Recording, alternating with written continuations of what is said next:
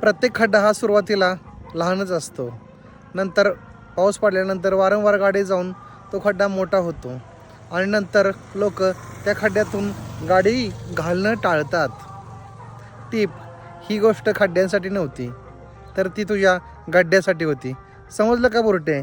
आता तो तुझा खड्डा संडासाच्या टाकी एवढा मोठा झालेला आहे, त्याच्यामुळे माझ्या टोकरीला तकलीफ करू नकोस आणि रिटर्न यायची काय गोष्ट करू नकोस. तुझा तो रस्ता पकड, समजलं? तिकडे तुला काय करायचं ते हेच काढून दोन्ही हातानं घेताय काहीच काढू आवाज दे की स्टाईलमध्ये, समजलं? आता मी तो नव्हेच जो पहिला होतो.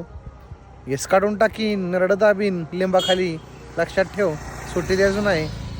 आवाज दे की